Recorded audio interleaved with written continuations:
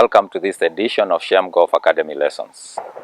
We continue our series on golf game management, and on this episode we talk about how to manage your game on the green. I always say putting is the most important part of the game. Why? Because it can save you a lot of strokes. On a par 72 hole, or rather on a par 72 course, you have 18 greens. If you hit every green in regulation, it means you are left with 36 strokes on the putting greens. Because on every putting green you are allocated 2 strokes, 2 putts to play par. That gives the putter technically 36 strokes out of 72 strokes on a par 72 hole. It's simple maths really. If you're going to use this club half of the time, it makes it the most important club and putting the most important stroke. It can help you save a lot on your scores. So the easiest way to improve your score is to have a strong game on the putting green. You'll save a lot of scores. Even if you mess around there, you give yourself a chance to save the score. So what are the things that we need to do to allow us to save strokes on the green? The first tip is to remember to always mark your ball, regardless of where you are on the green, whether you're 2 feet, whether you're 25 feet. Why? Because the ball gets dirty and just a little bit of mud on the ball can affect your putt. So it's a very simple thing, but mark your ball, clean your ball. The second tip is always read the putt from behind the ball and from this other side of the ball. Why is that important? A lot of us just come and stand on the putt and read, and we don't have an idea whether it's an uphill putt or a downhill putt.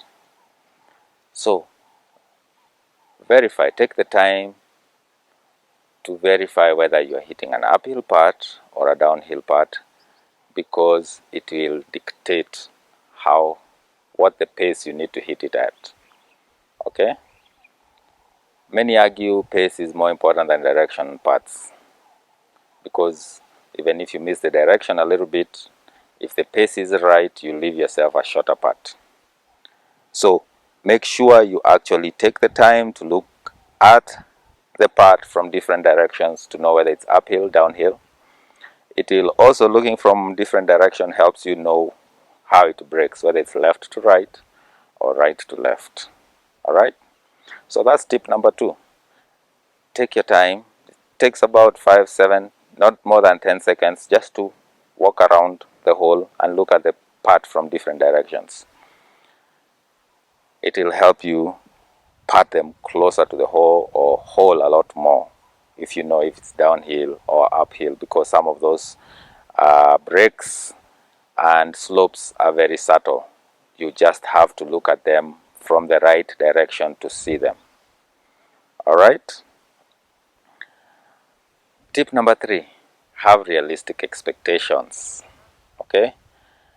There are 2 PGA Tour stats out there, and it says at 3 feet, PGA pros make about 98% of their putts. That means even PGA pros miss at 3 feet. Okay? And 3 feet is really the length of the putt, of the putter. Okay? So, yes, we always want to make the short ones. We want to make as many as possible, but have realistic goals. If you go to 6 feet, I believe the percentage is somewhere in the mid 50s or lower 60s percentage wise at the PGA level. And these are people who practice every day. This is their job. If you go to 10 feet, 15 feet, the percentage become less and less. So don't expect to make every putt. Setting your goals and expectations will help you avoid compounding your mistakes. Because if you get mad about missing your 15-footer that missed the hole by 3 feet, that emotion is going to affect your next putt. Okay? And you're not going to be thinking logically and making sure you go through your process to make sure that you save that second putt. So have realistic expectations. If you need to, go out there and look at the PGA stats so that you can be comfortable and you can feel good when you miss that 10-foot putt by a foot. You know it was a good putt. Okay? That brings me to the fourth tip. Have a process and follow the process. Pre-shot routine, we have a video about that. You can go check out. Have a process and make it consistent on how you read, how you address, how you set up, and how you stroke your putt. Okay? A routine will help you when you're under pressure to make sure you've done your checkpoints and you're not really putting. Even if you're putting under pressure, you have a logical approach to that putt, which will lead to better results. And finally, the last tip: always hit your putt firm enough so that if it doesn't drop, it passes the hole. Okay? Any putt that comes short, even if it's by an inch of the hole, had zero chance to get in the hole. Okay? The way the cap of the hole is made, it gives you an allowance of 4 ball lengths. Okay? So if you have the right pace to pass the hole and you're within 4 ball lengths of the correct line, there is a chance that your putt will drop. If your putt is in dead middle of the cup and it comes an inch short, it had zero chance of getting in. Alright? So make sure that even if you miss that putt, the goal is to go about a foot or a foot and a half past the hole. Okay? Of course, the goal is different if it's on a flat surface, if it's uphill, if it is flat. But make sure that you putt with enough pace that if it doesn't drop,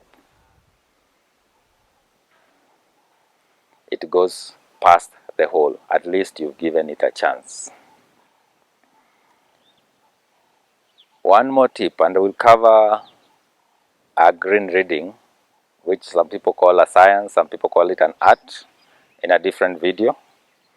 But if the greens are fast, most people usually underread the break. Okay? You would rather miss on the high side than on the low side. The golf term of missing on the low side really is called the amateur side. The low side is called the amateur side because amateurs, for the most part, underread the break. So try to adjust, especially depending if you're on a very fast greens. If you're on a slow green, then the break will not be as much of a factor. It won't break as much. But on fast greens, always try to read add a little bit to what you read the break to be. Make sure you follow these simple tips. Let me know how they help you in your game, in your putting. Don't assume even a 2-foot putt. Don't assume a 1-foot putt. Go through your routine. Make sure you putt and give it the attention it needs.